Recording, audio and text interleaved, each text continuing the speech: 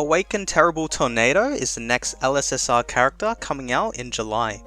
This was revealed from quite a misleading hint from the Discord mods, where there were leads that led to Phoenix Man or Drive Knight being the main candidates coming out. However, I like the interpretation from this Reddit user, where the ship represents Terrible and the robot represents Tornado. So thank God he made this very clear to me, as the hints we got given were pretty bad, considering that they used the incorrect image of the type of ship it was supposed to be representing. So the community found it really hard to figure out what the mods were trying to give us, if it was ATT or not, which I'm pretty sure it is now, since MassX released the video of ATT straight after the hint was released. So I'm pretty sure he is close with the moderators, so this is definitely the case that she should be coming out during July. So anyways, I'll be going through everything you need to know about ATT. So let's go through the pros and cons about her. So for her pros, she'll be the strongest AoE DPS unit once Bomb is out, which I predict should be coming out during September. She'll be stronger than Genos, as she'll be able to penetrate through Bomb's shields, as his shields will defend against direct damage and not against dot damage. Her PvP meta will last for a very long time, until the end of the year. This will be until SSR plus Child Emperor comes out, who will counter dot debuffs such as her field debuff.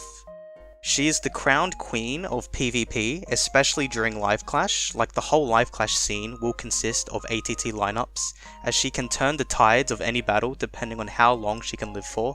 So not having her will cause you to become more frustrated in Live Clash, so for those who will be pulling for her during her reruns, such as myself, we're going to have a very hard time in Live Clash, so just prepare for that. She can remove sealed energy from the other team, which sounds great, but can be a very niche mechanic to benefit from if you use her correctly with her speed. Her keepsake is crazy strong. She'll be able to deal massive amounts of dot DPS damage, as well as extending her dot debuffs for more than one turn.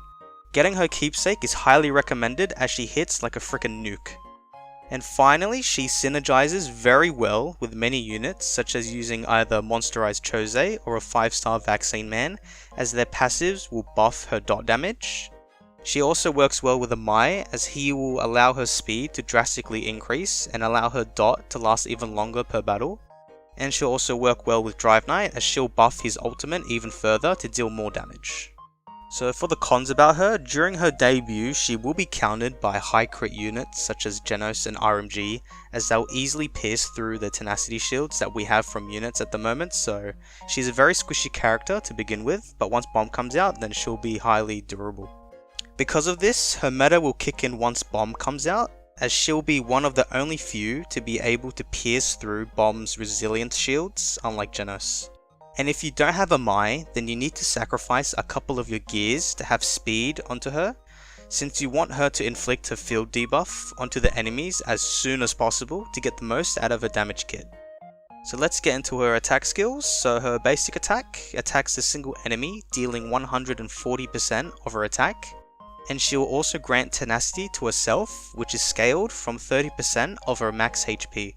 And for her ultimate attack, she attacks all enemies, dealing 150% of her attack, and she has a 100% chance to inflict the field debuff on all enemies for one turn.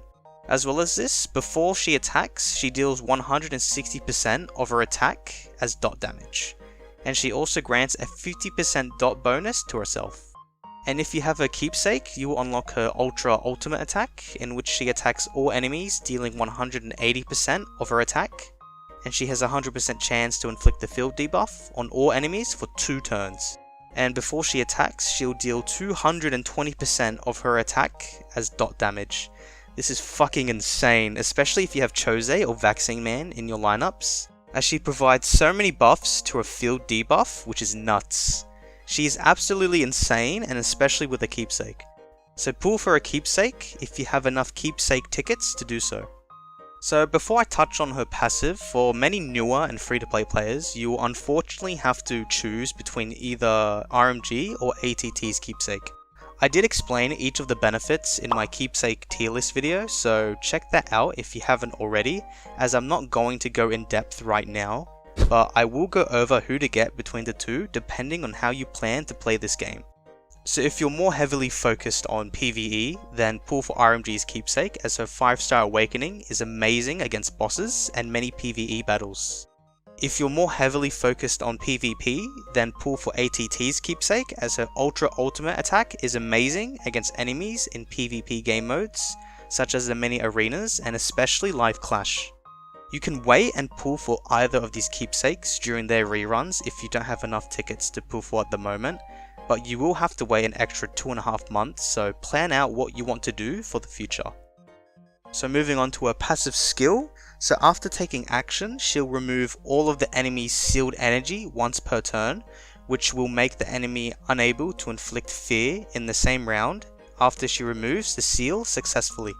So her speed order is pretty important if you're going up against Watchdog Man or King. When hit by non-crit damage, she'll reduce the damage taken by 30%, and she'll gain lifesteal to herself for 50% of the dot damage that she dealt to enemies.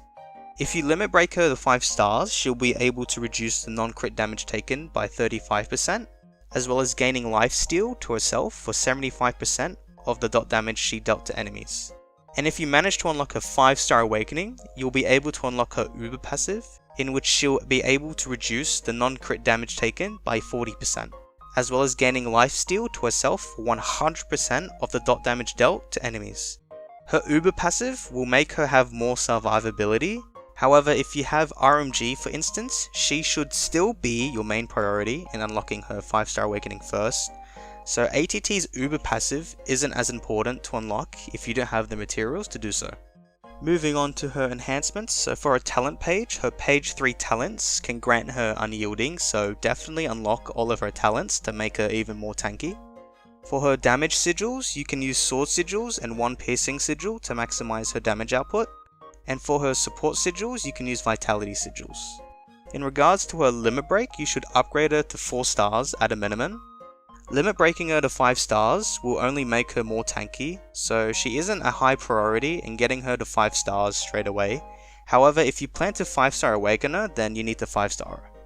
And in regards to her awakening, at a minimum, get her up to 4-star awakening to attain her crush rate buff, as neither crit buffs will benefit her, since dot damage can't crit. However, if you are PvP heavy, then you can unlock her 5-star awakening to pump up her survivability even further. Otherwise, her 5-star awakening isn't as important to upgrade straight away, and you don't really need to upgrade it. So for her gear setup, you'd ideally want a Knight or Gunner set to deal extra AoE bonus damage, otherwise a broken set will suffice. Now in regards to her gear stats, there's 2 different builds you can go for depending if you bought a Mai from the hero backup stick. If you have a Mai, then you can use an attack set with attack bonus on all 4 gear pieces to prioritize a main DPS build. However, if you don't have a Mai, then you can use an attack set with 2 attack bonuses and 2 speed substats to prioritize a sub DPS build. She needs speed as the field debuff deals more dot damage depending on how long it's applied for onto a target, so inflicting field on the enemy team as soon as possible is how you're supposed to build ATT. And for her buff gears, all of them should have attack, with your hero gear having attack bonus and speed substats, and your SP gear having attack bonus and hit. Now despite her having a 100% chance to inflict field, everyone has permanent resistance stats from the talent tree and or using rebellion sigils, so outside of live clash she'll need hit to negate as much resistance as possible. So this is why I still recommend to put hit onto her. And for your S class gear, put attack bonus and either bonus damage or damage rate. And if you manage to get an augmentation from upgrading your S class gear, she surprisingly doesn't have any good augmentations that benefit her. So basically the only augmentation that's worth getting is lifesteal, just to make her even more tankier. Otherwise she doesn't really need an augmentation, as nothing really increases her dot damage. So now I'll be going into the main takeaways from this unit. She'll replace Genos as your main AoE DPS attacker once Bomb comes out, as she counters Bomb's shields. So for all you out there, start reverting your Genoses once Bomb is around the corner. She'll also be able to counter unyielding units such as Zombie Man and Phoenix Man, since the field debuff will kill them off as soon as they revive. She'll be the strongest in PvP until SSR plus Child Emperor comes out at the beginning of next year, so her meta will last for the rest of this year. She will also be the strongest unit for Mirage Trials for the upcoming new Emblems feature, since they introduced the new Resilience Shields, which Bomb's Core also provides in the future. You should pull for a keepsake, as she'll be amazing with it in order to maximize her potential with the massive amounts of dot damage she'll be dealing to the enemy. And if you can't pull for her now, then pull for her during her rerun, as Bomb should be out by then, so you won't really be at a disadvantage if you wait until mid-September. So should you pull for ATT? Yes, yes, and yes. Despite her being really OP in PvP, she's also great in PvE, especially against the new Emblems feature, which I'll make a whole video coming out in the next couple of days. And if you don't have any strong AoE attackers, then she can be the one to deal massive amounts of damage to all people if you don't have Genos. So please don't skip her, and if you can't pull for her now, then definitely pull for her during her rerun. And a quick update on my predicted LSSR timeline. So Phoenix Man should be released in August now, unless they release him in a $10 pack like they did for G4, since he isn't really a high priority unit. So if that's the case, then Bomb would be released in August, which definitely shouldn't happen. So right now my timeline is in shambles unless they put Drive Knight or Siru as a banner unit instead of being a hero backup stick unit, in order to replace Amai's supposed banner slot, as all of a sudden he got put into the backup stick instead, which shouldn't have happened, and he should have been a banner pool before. Also, Bomb could be released as a hero backup stick unit, so I'm really unsure how to plan this timeline out now, since Moontoon is so unpredictable. So Moontoon, if you're listening to this and really value your players, please don't put Bomb in the hero backup stick.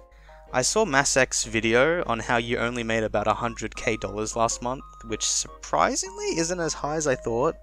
I thought it'd be a lot higher considering the amount of whales that play this game and how much they spend. But honestly, you greedy bastards, just put him as a frickin' banner pool, because it will benefit your community even better and more, and they'll love you even more, so please don't give in to your greed.